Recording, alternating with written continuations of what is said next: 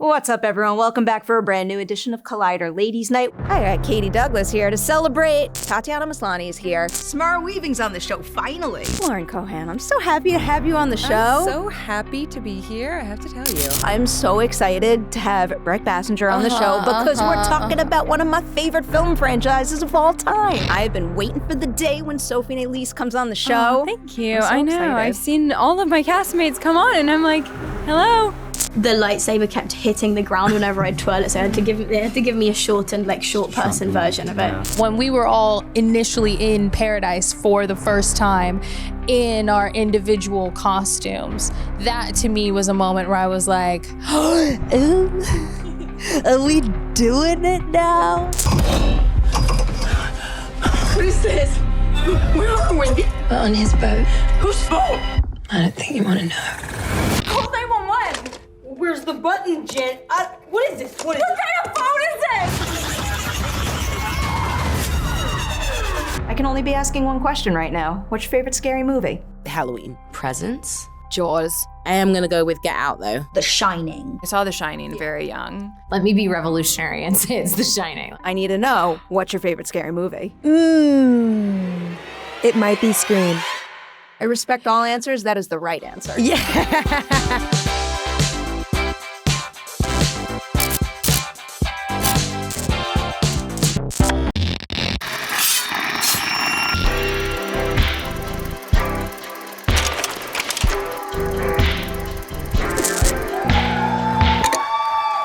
You guys are the best.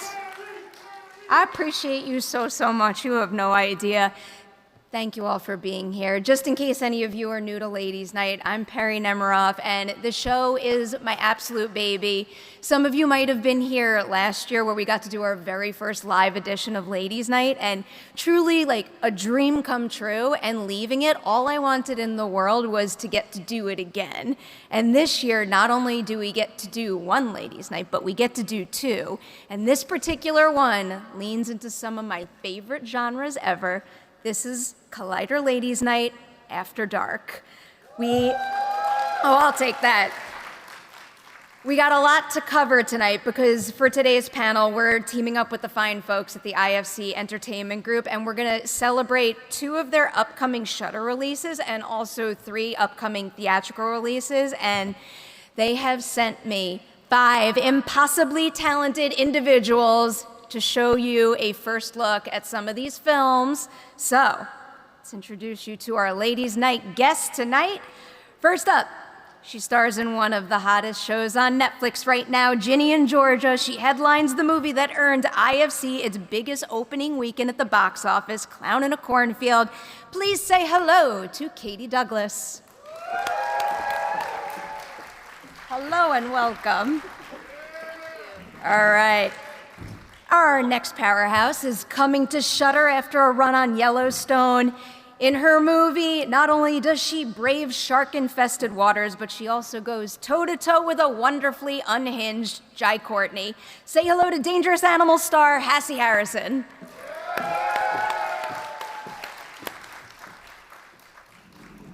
Next up is a 1-2 punch for an upcoming horror movie that absolutely has to be on your radars. It's the new movie from the Nun director, Corin Hardy, and it stars 2 of my absolute favorite forces in genre storytelling out there right now. One is an MCU star, the other is a Yellowjackets standout, and they are electric together in this movie. Say hello to Dafne Keen and Sophie Nélisse.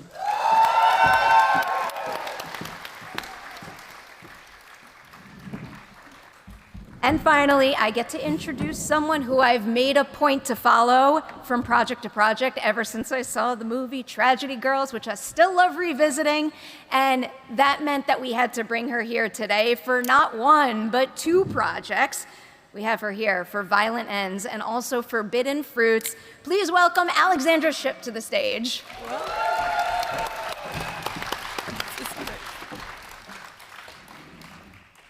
Some of you have been on Ladies Night in a proper studio. This is the first time for some others, and some people in the audience know we always start Ladies Night with Dicey Questions, and we're gonna play here today. We don't have the dice tower, we don't have the 8-sided die, so 6 this time around, and I've got a bunch of random questions. Whatever we roll, that's the question that we're going to start with. You're doing the honors with me, right? Yeah. Okay. Wait, you roll to me. Okay. All right, well, it's a good start. Yeah. All right. Keep it on Front Street.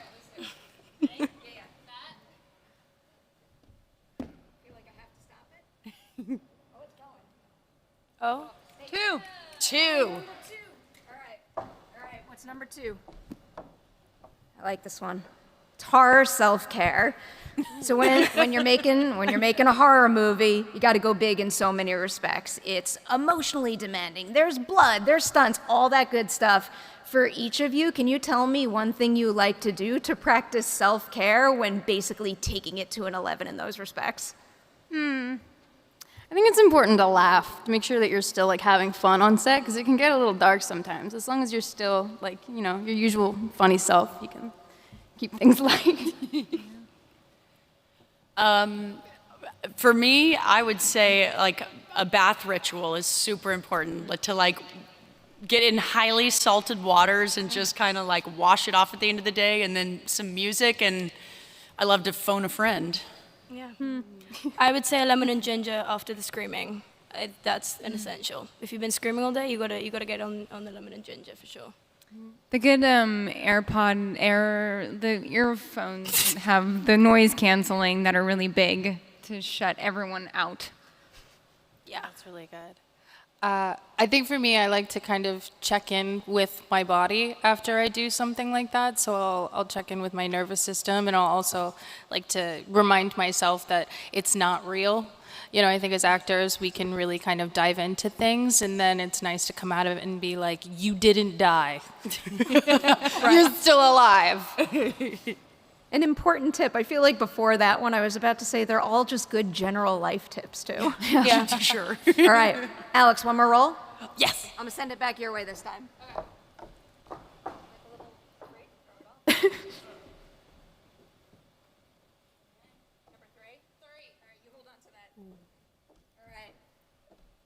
Number 3 is Your Work Matters.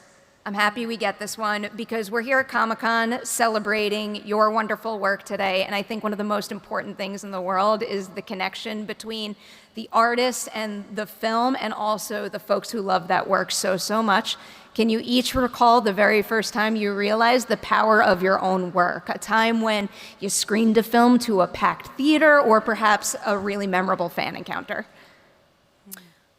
First time is hard, but I've definitely been on the receiving end of a lot of really kind words from people who feel really represented by characters that I've played. I think representation is everything, and it does kind of feel like, you know, when you get to, what we do is, you know, about connection, and, you know, being able to like talk to someone who is moved by what you do just makes you feel connected. So I'd say it was probably playing, you know, some of my Lifetime movies, like the Victim work I did. Awesome.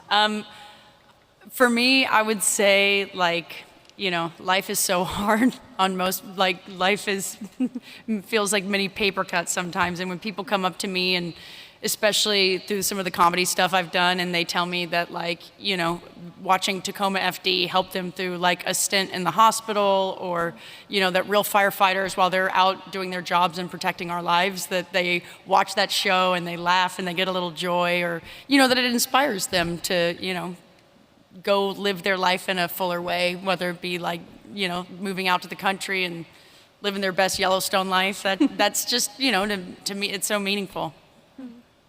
I think to me, when I was like quite young, I had an interaction with a little girl who'd watched Logan, and she'd said she'd never seen like a little Mexican girl be a superhero, and that was really special to me. I really hold that close to my heart.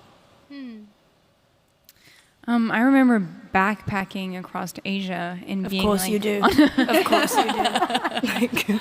on like a random tiny boat in the middle of the ocean, and the man that was driving the boat was like, "Are you that little girl?" From, I can't remember what project I had done, but I think that's the moment where I realized how far, like the reach that my work has, and that really kind of blew my mind. I love that. I did a little movie called Love, Simon, and I remember when we were doing the press tour for it, how many young kids were coming up and saying that it was inspiring for them to come out to their families. And what was also beautiful was parents who came up to us and said, you showed us how to accept our child the right way. And it was so beautiful because with TV and film, we have this finite amount of time to set the bar for human beings and how we should act through representation. And for people to see something and go, oh, that's how you tell someone I love you the right way, it really kind of makes a difference. And I was able to kind of feel that and since that movie, see kind of like a domino effect when it comes to queer representation in TV and film. So I was like, oh, hell yeah, that's what we do. Beautiful answers across the board. So for everyone out there who's never seen Ladies Night, we play Dicey Questions, then we do a little career overview section before we highlight whatever new project someone's coming to the studio to promote. So I've got career overview questions for all of you based on specific things I've learned during our conversations or beyond them. Hassie, you're first on my list here because a lot of people out there know I am the biggest nerd for the variety of acting techniques out there. It just fascinates me that there's so many different approaches to your craft. And I was reading a little bit about some of the training you did. So can you tell us about trying all those different techniques and then finding the ones that work best for you? Yeah, I've always kind of been like a bit of an autodidactic and love kind of learning different techniques. And then, you know, I think at the end of the day too, it's kind of like playing any sport or being an athlete in any way. You can take all these different techniques and then once you're out there and you're in the moment, you kind of throw that all to the wayside and just see what works and, you know, take the best of whatever it is, you know, I have UCB training, so improv always comes in handy, or, you know, I've studied at a lot of the kind of big studios of Anna Chubbuck and all that stuff too. So I think there's just an element of, you know, especially part of it is like coming into a woman, and you know, and figuring out like what's true for you, because, you know, it's just like how, you know, the bio-individuality of, you know, medicine doesn't always work for, what works for some person doesn't work for another, and so it's just kind of like, it's spiritual too, you know, so, yeah. I'll follow up on the improv of it all because, to be honest, like, improv terrifies me because you need to be willing to go out on a limb and I guess be okay, like, with failing, and know that it's okay that you tried at all. Do you remember the very first time that maybe you took a big swing and it didn't work, but you knew it was okay and got up and did it again? Oh, I suck regularly. Yeah, no, that's, you gotta dare to suck, you know? And I think especially in the comedic space, you know, like, working with the Broken Lizard guys, you know, and it doesn't matter how many, like, great jokes or improvs you land, you can only use one, actually. That's actually the most devastating part because, you know, there's so many great, like, ideas that get thrown around. But I feel like, yeah, you always just have to put yourself out there and know that it's going to be okay, you know, and know that you work with, it's such a team sport what we do, you know, that your director and your editors are going to protect you in the editing room. Mm-hmm. So sometimes you got to swing big and give them all those different varieties. So, you know, it changes once they're in the editing room and all the actors have gone home. They might want that other performance you did back then, and they're like, it just kind of like, you know, flows better. So that's everything I know about that. And dare to suck. I feel like I'm just going to keep that in mind whenever I take a big professional swing. So that doesn't scare me as much. Dafne, I'll come your way next. I ask this every once in a while on Collider Ladies Night when I talk to people who started at a really young age, because some have explained to me that sometimes when you're that young, jumping into a big film can, I guess, kind of feel like a little bit of like a routine, like you're doing what you're told to do, but then you hit that point where you realize that you're kind of being heard like an adult on set when you realize that your creative input is being taken in a different way. Did you have that moment in your career, and if so, when? I definitely did, and I think It was very jarring for me going from Logan, where I was really listened to. I think the director really respected me in like a really weird way because I was 11 and no one should, like, why are we listening to an 11-year-old's creative opinion? But I think it was really shocking to me to then go back to a job where I wasn't really being listened to. And then I remember at like 15 where suddenly people were asking me like for questions, like they were asking me for like genuine like script opinions and things, and I think that was a real shocker. And I think for me, also quite recently, I just did a movie with a younger actress, and she's like 17, and it was so weird for me not to be the youngest person on set for the first time. And I think it sounds so stupid, but it really was. I think so much of your identity when you start that young becomes like you are like the actor. I think because I started at like 8, so my entire life has been me being an actor. And then you are like the kind of the young person on set, and also there's this sort of like strange, I think, self-confidence thing where as a kid, anything you do is impressive just because you're a kid. So the fact that you're even on set is impressive. And then reaching like where I'm at now, where like not everything is impressive. Do you know what I mean? Like I actually have to work now. Like, Standards are high. Right.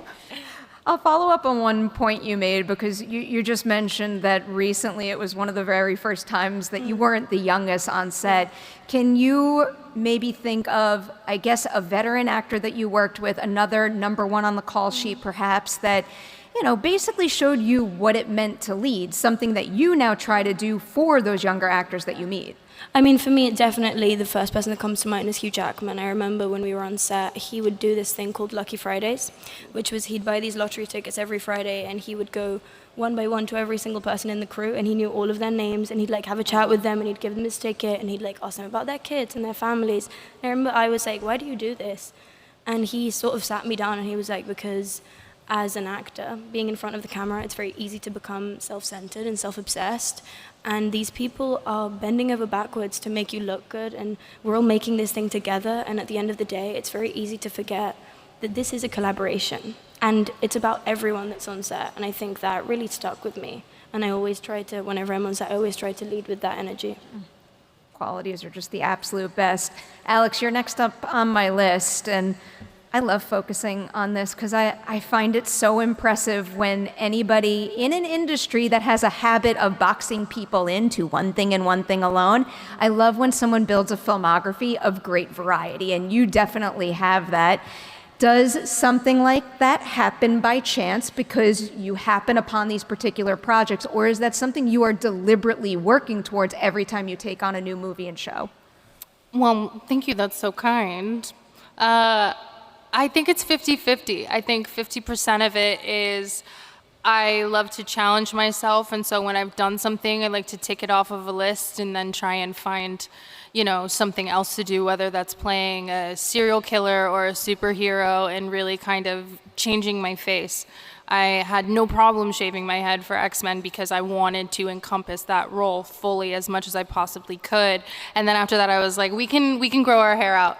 But I think also it's about it's a kind of a law of attraction, right? As human beings, we're very powerful and we can manifest things, and I always want to try something different, and so I try to call those things to me, and what's for me is for me, and what isn't. And there have been times where I'm like, oh man, I really wanted to do that, but it wasn't for me, and then another job comes along where I get to play a single mom who's killing it or whatever, and so it's 50-50. Some of it is planned, and then the other part of it is definitely just what comes to me. I'll follow up on that, because as you were explaining that dicey question that I sometimes use came to mind. What is something that still remains on your acting bucket list?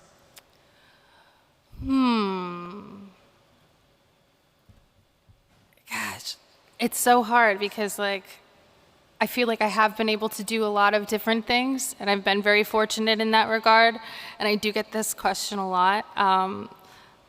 I would really love to play like a mad scientist. And I know how crazy that sounds because I'm not good at math and science, y'all. I'm an actor, you know what I mean? I tried to count the other day, and it was very embarrassing. And then I tried to recover and then made it worse. So I don't know. I love the idea of playing some sort of mad scientist, some doctor who's doing all of these various different experiments and creating something new and different in the world. Plus, I think it's really important to see a queer woman of color being a smart ass. Yeah. So I'll take it. I love how specific that answer was. Katie, I'm coming your way now. I'm excited to ask you this question because I think about it a lot when I watch your work. Every single time I see you in something, I feel like I always walk away describing your performance as totally fearless. And I feel like that can come across differently from an outsider, and it could feel different from the person actually doing the performance that demands fearlessness. So I guess what I'm getting at here is, of all of the things that you've done in your shows and films, is there any particular one that I guess maybe made you stop and think, like, I'm scared and I don't know if I could do that, and then tell us how you kind of overcame those fears and pulled it off? Yeah, the dance sequence in Clown in a Cornfield. I'm not a dancer. I don't know how to dance. I definitely don't like dancing in front of people either, but that was one that I was really nervous about before shooting. But truthfully, our movie, it can be like, the concept is really absurd, and there's this overall tone of like irony throughout the entire thing. There's a lot of characters that kind of speak in like quippy one-liners, and the villain is like literally a clown. So a big fear of mine was like being able to lean into the irony and kind of play the joke that the movie is telling in a truthful way. But at the end of the day, it really, harnessing your fear like really, really works when you're an actor. If you feel afraid, then like use it. Don't pretend to not be afraid, because you can tell. And it pays off a lot. Comes in handy big time in that movie in particular. For sure. All right, Sophie, you're up now, and you know I'm obsessed with Yellowjackets. I'm obsessed with Yellowjackets, and I'm obsessed with the variety of acting techniques out there. So I'm going to lean into that with your question here. Can you tell me a particular acting technique that you leaned on especially hard in season 1, but then also a new technique that Shauna's storyline in season 3 demanded that you use? The thing is, I think Hassie would maybe answer that better than me, because she seems to know all the techniques, and I will need her to give me all her techniques, because I don't have one any. No, truly, like I've never been to like any sort of class or film school. I was kind of just like thrown into the industry, and I've just been very lucky, and I kind of just play very instinctually, and I've always been really reliant on that technique, which is not even really a technique. And so what's been fun about Yellowjackets is I have been able to, I don't know that I've been able to learn a lot from the other girls. I always take, for example, Sophie Thatcher, who has this incredible ability of utilizing her space, which I always have a really hard time doing.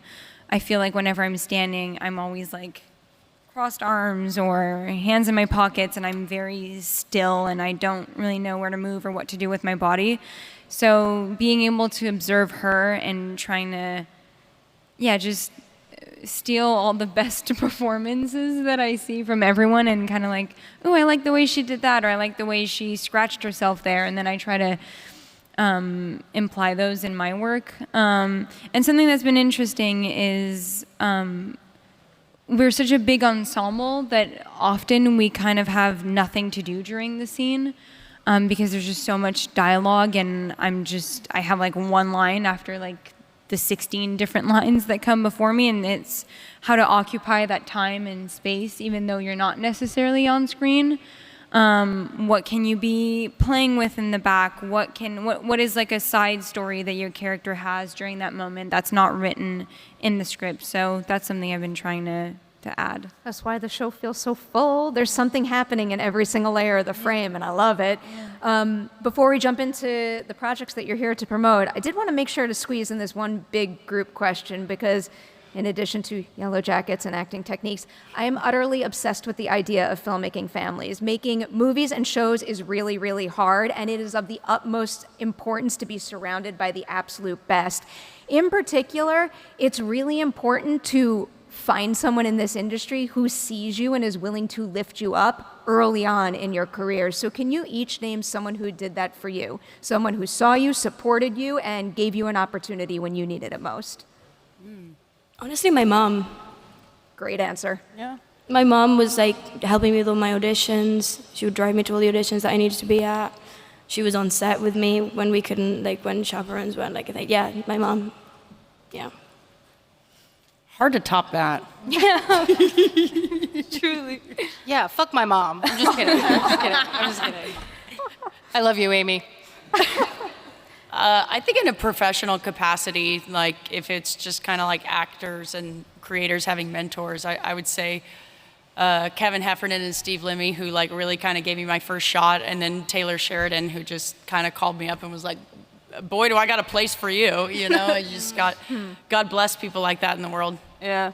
I think a really easy answer for me would probably be Eli Craig, that directed Clown. He got it in his head that I had to be in the movie, and he like fought for me until the end, and then I ended up being in the movie, which is crazy because it was like middle of a strike, and I didn't ever expect to be, you know, leading a movie about clowns. But yeah, no, I owe all of it to him for sure. His instincts were spot on.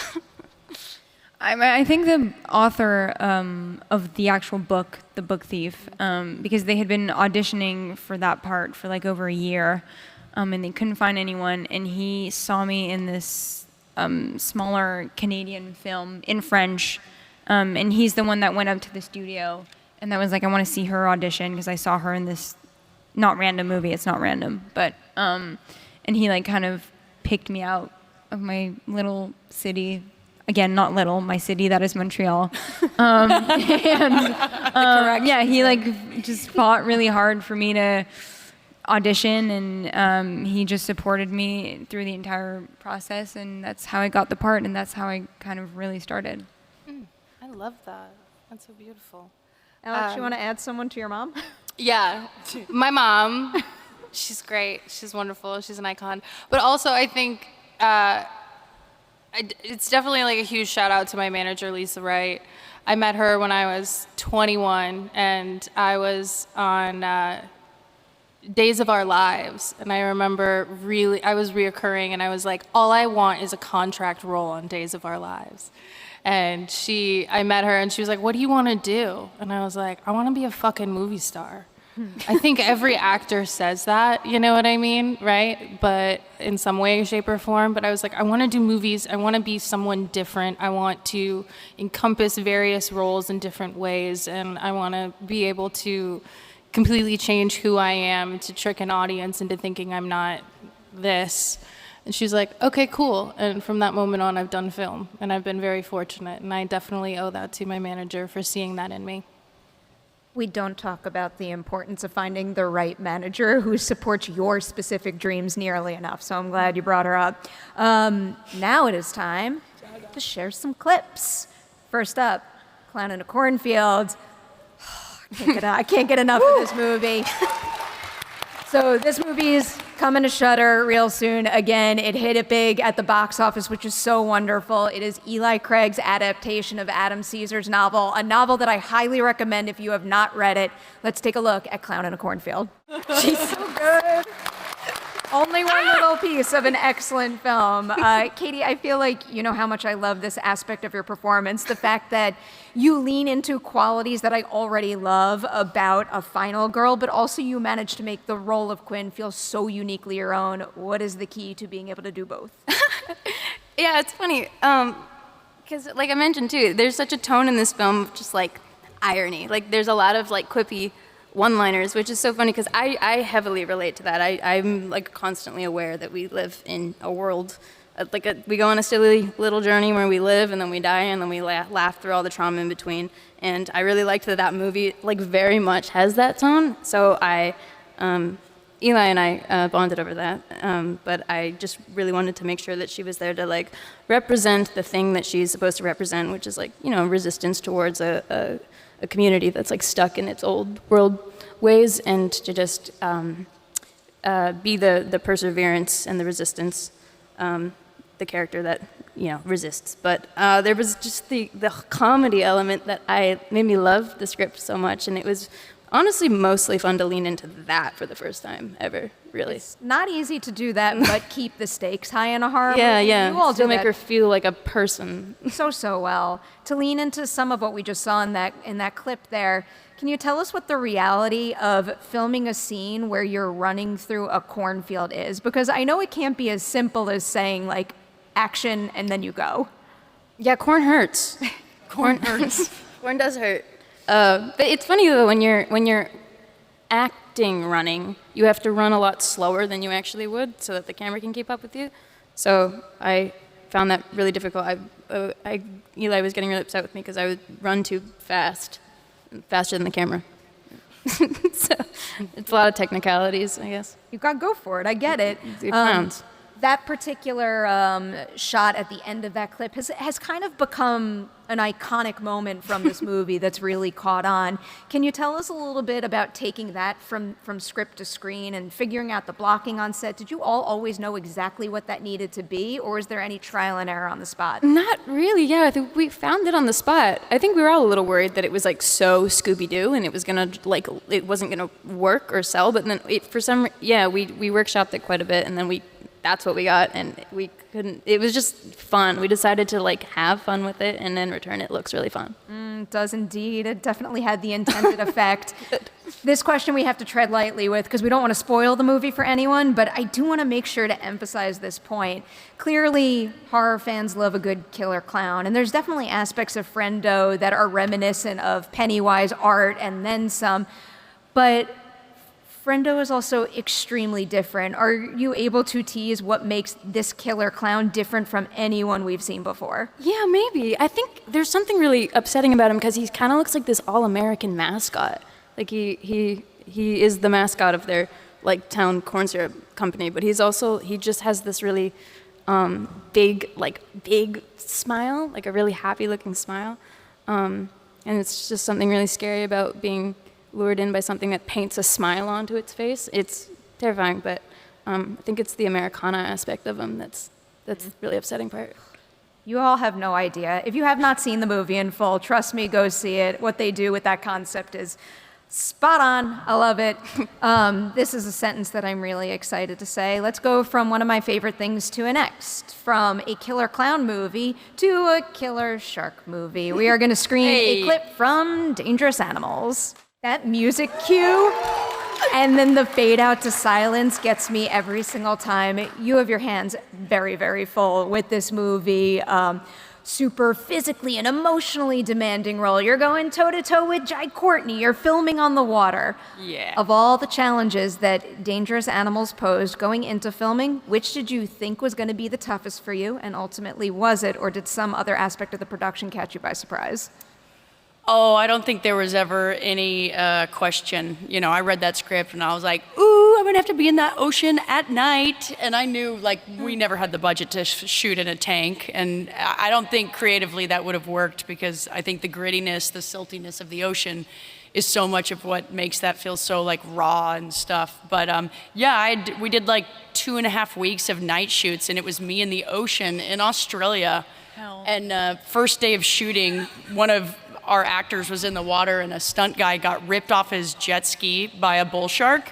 So I was like, this is I hadn't even done my water stuff yet. So anyways, yes, and it was the middle of winter, which I kind of initially scoffed at in Australia, but it got cold. Yeah. I got hypothermia twice. That's a lot. Given all that, what is one do and one do not that you would recommend to another actor about to shoot their very first movie on the water? Don't. That's my answer. I'm going to go with what Daphne said. No, I mean, look, it's one of those things that every role you take has its challenges, truly. And I think, especially this genre, you got to know what you're signing up for. And, it's part of the job. You really go for it and you make the most of all of those ambitious aspects of the production. I also have to ask you about working with Jai Courtney, because it's very true of his role in this movie, but I think it's true of all of his performances. He always feels like an absolute powder keg to me. Like, he keeps me on my toes and he could do anything at any moment. Can you give us an example of a time when he threw a surprise your way on the Dangerous Animals set and maybe it caught you off guard, but then you rolled with it and now we could see it in the finished film? Yeah, I mean, God, that guy's just a force. Physically, like his physicality and just professionalism. He's such an artist. He's kind of one of the cooler dance partners I've had in a while.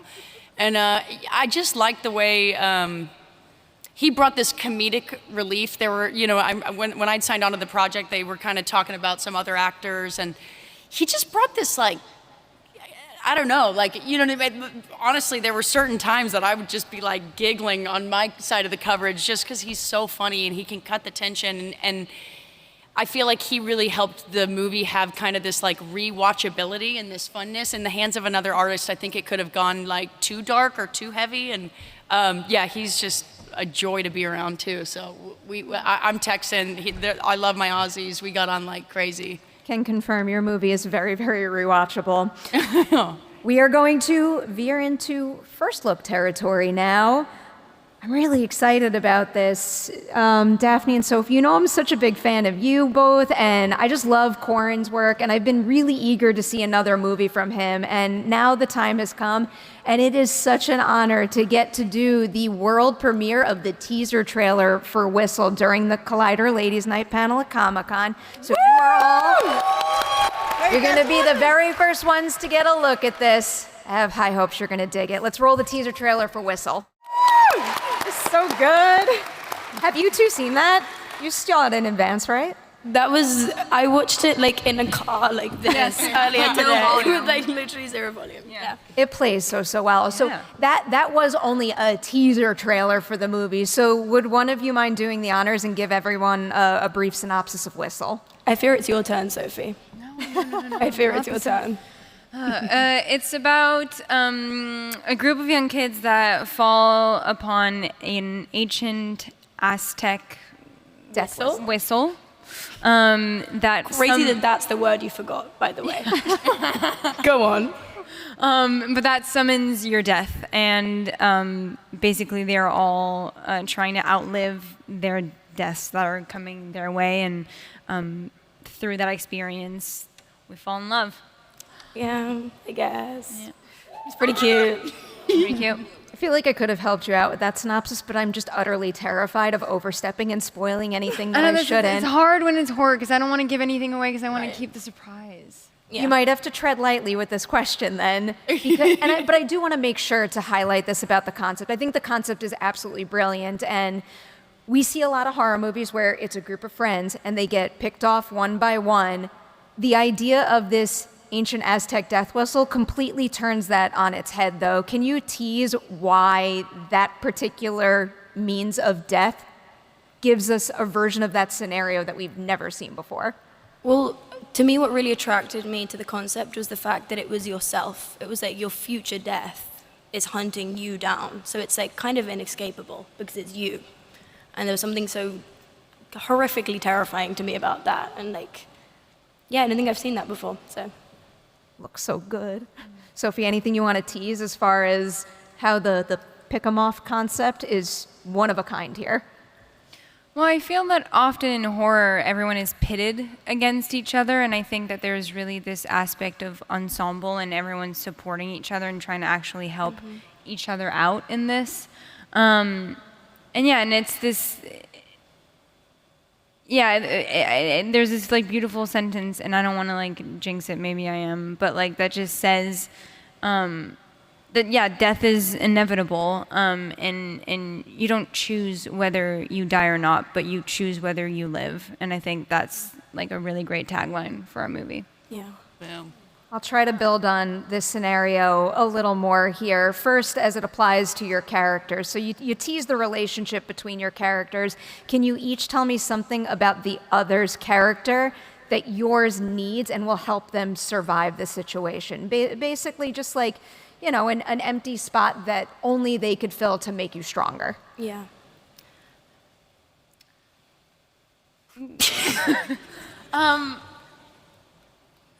Again, because then I'm going to reveal something I'm not supposed to. I think for my character, for Chris, when we find her, she's in a very dark place. And I think Ellie's character is incredibly luminous and hopeful for the future. And I think finding someone who's that optimistic and who believes in her is a driving force along the film. Yeah, and I think on the contrary, Ellie's character has her whole life already set up and planned, and she has a very clear idea of what she wants, but has never really taken any risks. And to meet someone like Chris, who's so daring and so ambitious, I think will really force her to step out of her comfort zone. Job well done, and no spoilers.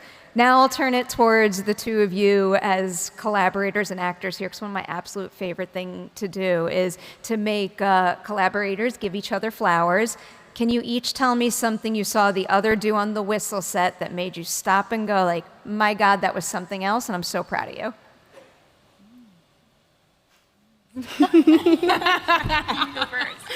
Honestly, what's so impressive about Sophie is that she genuinely never ceased to amaze me. She's someone who, you just heard her like 10 minutes ago being like, I have no technique. Sophie's technique is that she's the most talented person I have ever met in my entire life. Like, we'd walk on set and she'd be like, and then suddenly they'd be like, action, and she'd be sobbing. And you'd be like, wait, give me a fucking second to like get into character. And she is so magnetic and commanding and layered and vulnerable and beautiful and just has no idea that she's this talented, and I think that's a really special, beautiful thing.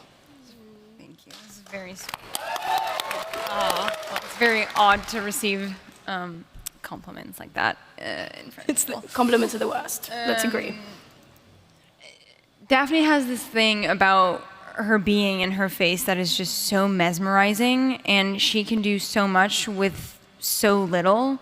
Like any actor, you would see that on screen and you think this is boring, but she does it, and there's so much intent, and yes, it's just so captivating. And she's a great listener as well. I find that a lot of actors can be selfish in a way where they just give when it's on them, but I think that my performance was better because when she was off screen or when she was on screen, she has a way of making you feel like she's so present with you that the room around kind of disappears, and it really does feel like there's just us in the moment. And it just made our work so spontaneous. Top tier qualities for both of you. I love it. I'm gonna kill myself. Stop that. Alex, you're up here. We're gonna screen a clip from Violent Ends that you are so good in, and I'm so excited to be able to show it to this room exclusively. But just because this is the beginning of the Violent Ends journey as far as promotion goes, can you start us off with a brief synopsis of the film? No. Oh, yes, Violent Ends. Violent Ends is a revenge film. And I think it asks the question, if you lost the most dear thing to you, what the fuck would you do to the people who took it from you? Yeah. It's a very good tease right there. We're gonna roll this clip. Wait until you see what a powerhouse that one is in this. Let's show you a little bit of Violent Ends. Oh my God. You Come so good. through, single tier moment! I have a big rambling question to ask you right now, because I got like, how do you even begin to prepare for a moment like that when, like, if it's a life or death moment for a character, but it's not like some of the other horror movies we see. Like, it's not a situation where your character is like fighting back or running from a slasher. You are just standing there and you need to express all that sheer terror with very minimal dialogue and no blocking whatsoever. I think that a lot of the way that human beings act or react in moments like that, whether it's fight or flight, is like it's adrenaline, right? And so for me, I really tried to tap into that. What helped me was it looks like I'm like staring at the guy with the bag on his head, but I'm not. The entire time I was staring at his gun. And what emotion that physically elicited in me, and I really dove into it. And the whole time I was thinking, this gun is loaded, this gun is real, and I am going to die. And that shocked my nervous system. And so my performance was solely based on the fact that I genuinely was like, that's a real gun. I am going to die. And allowed that to kind of take the wheel. You are something else. Like, even out of context, that scene plays so well. We also have to touch on another upcoming movie that you're in that I'm really hyped about. It's a movie called Forbidden Fruits. We're relying on you telling us about this movie. So first, I also must ask you, can you give us a synopsis of that one? Yes, because we don't have a clip, right? Like, I'll give it to you.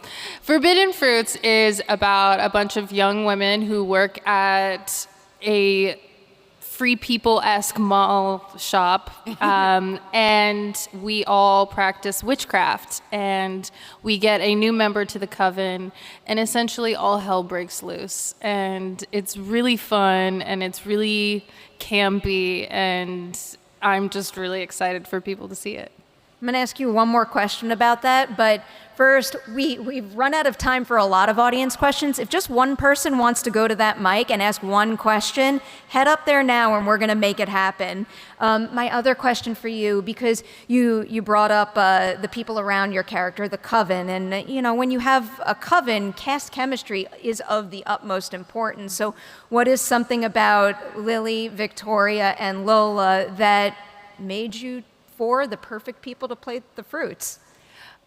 I think what was beautiful about the Fruits is every single one of those women showed up and knew exactly who their character was.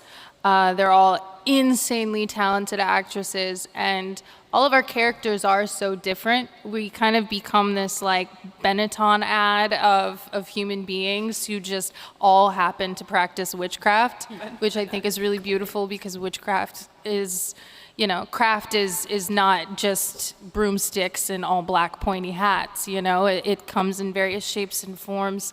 And every single one of us knew the type of witch that we were and what our characters brought to that salad of iconic awesomeness.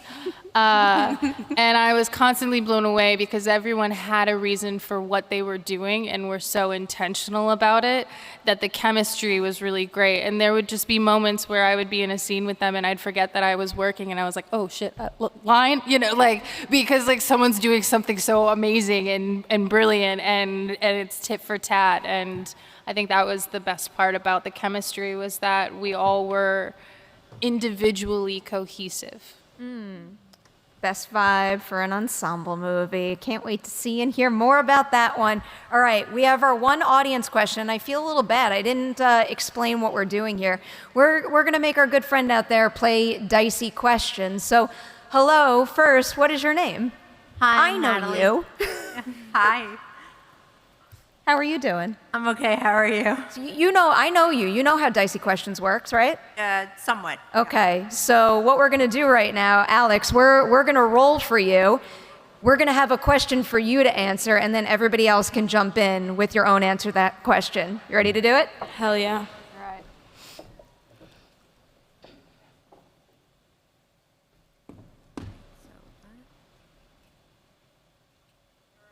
Oh! Plot twist, number 6. All right. 6. For your bingo cards. We were discussing this earlier. You all know where this is going. Number 6 is franchise. If you had the opportunity to be a star in your favorite film franchise, what franchise would you pick and why? Oh my God. Me? Yeah, you. You got to answer. You got to play along with us. Jurassic Park, because that's about as scary as I'm going to go. You know how much I love Jurassic Park. I think that's the right answer. But there could also be many answers. All right, down the line, what do we got? I'll go with We're the gonna start with me. fantastical. I've always wanted to be a part of practical magic. I love witch movies. That's like my favorite thing on the planet. So practical magic, also the wigs, also just everything about it. I ain't never seen wigs that good in a movie. Let me tell you, they had inches bust down. Okay, I said, let's go, Sandy. I would like to be a part of Practical Magic. Yeah. Rock solid choice. Batman. Oh, hell yeah. Yes, please. Nothing to add. What an answer. I'm going to go with Back to the Future. Out of left field. I wasn't expecting Yeah. that. I approve. Batman was mine, but then I'm gonna zig and go Indiana Jones. I'll be the one to say Harry Potter then. Yeah. There it is. Fantastic. Wait, can I have a second one? Yes, you can. James Bond. Yeah. Bond girl. That's a legitimately good fit right there. I will say any film franchise is lucky to have all of you. Before we say our goodbyes today, if you enjoyed this conversation here, you could find so many more of them on the Collider Ladies Night YouTube channel, and you can actually find another one right here at San Diego Comic-Con. We're going to be in room 6 BCF tomorrow at 5:45 p.m., and we're going to be there with Danielle Brooks and Jennifer Holland from Peacemaker, Danielle Pinnock from Ghost, and then also Marissa Bodie from Wicked. So come have another ladies' night chat with us. To all of you, my endless gratitude. All I want is to spotlight women in film, and it feels especially important to do that at an event like San Diego Comic-Con. So the fact that you jumped on board and had this conversation with me today, you're the best. Appreciate you so much. Always rooting for all of you. Thank you, guys. Thank you all so much for being here tonight. Enjoy the rest of your Comic-Con.